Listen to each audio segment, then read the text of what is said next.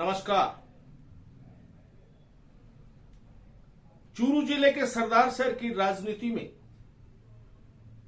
Bharatiya Janata party में इस बार एक विचित्र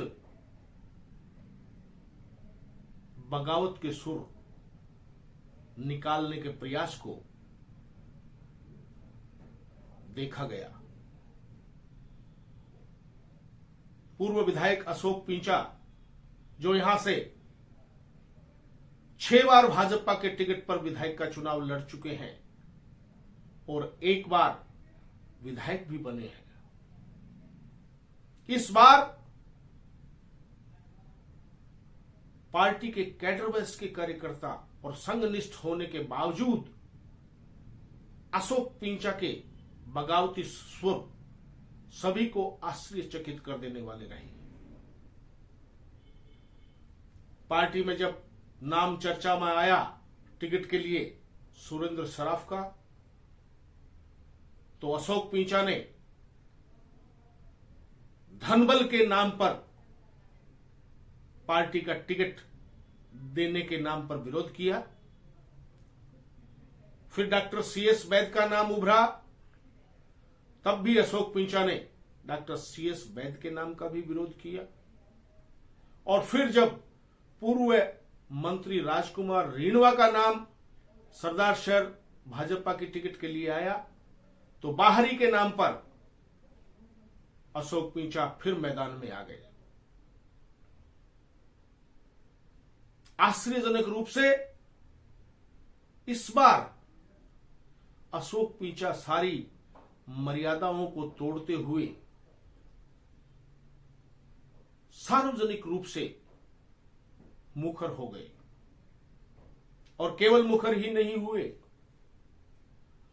कांग्रेस के सभापति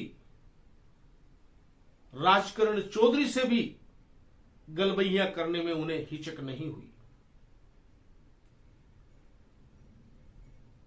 अशोक पिंचा,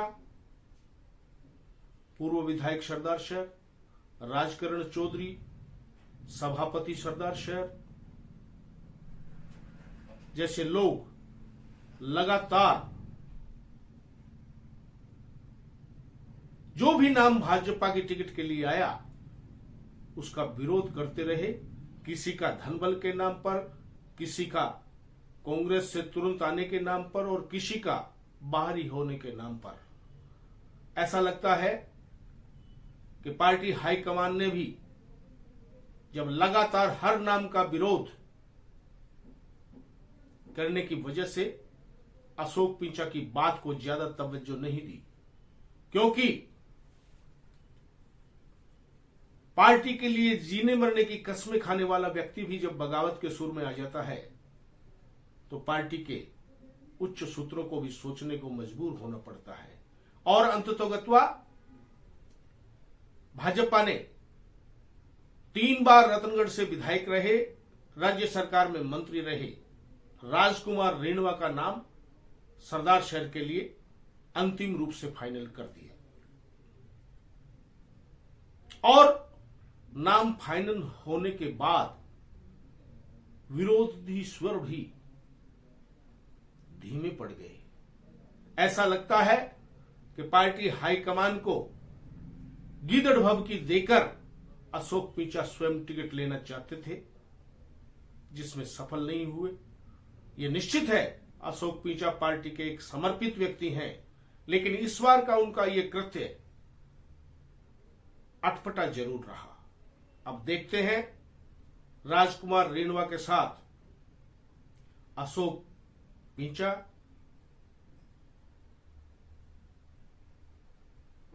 और अन्य टिकट मांग रहे लोग पूरी ईमानदारी के साथ जुटते हैं या फिर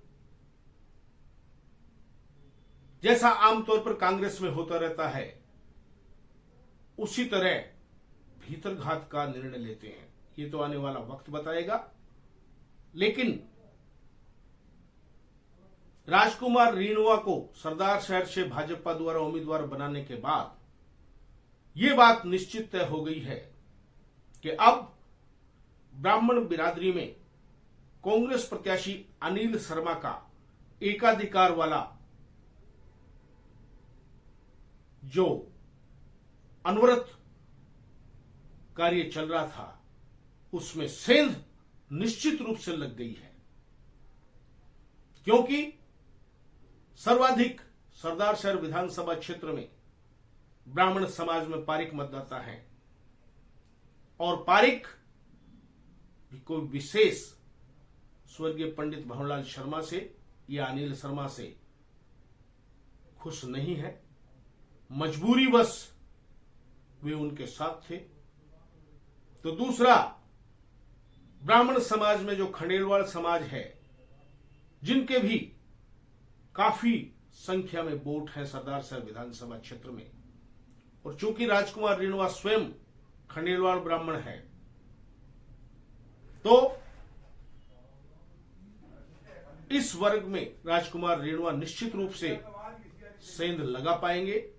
और फिर दूसरा, पहली बार भारतीय जनता पार्टी ने ब्राह्मण वर्ग में 4 से 5 खंडेलवाल ब्राह्मणों को टिकट दिया है, जबकि कांग्रेस ने 1985 के बाद आज तक ब्राह्मण कोटे में भी किसी खंडेलवाल को कंसिडर करने की ही आवश्यकता नहीं समझी। इसका भी व्यापक असर पड़ेगा। और अगर भारतीय जनता पार्टी के सभी पदाधिकारी, जनप्रतिनिधि राजकुमार रेणुआ के साथ कंधे से कंधा मिलाकर चुनाव मैदान में दल बल सहित उतर गए, तो हो सकता है कि जो अब तक अनिल शर्मा ने बढ़त ले रखी है, उस बढ़त में सेंध लग जाए और राजकुमार रेणुआ उनके सामने भारी उम्मीदवार प्रमाणित हो जाए। ऐसा भी हो सकता है। देखते हैं राजकुमार रेणुआ क्या कुछ कर सकते हैं, ये तो आने वाला वक्त ही बताएगा।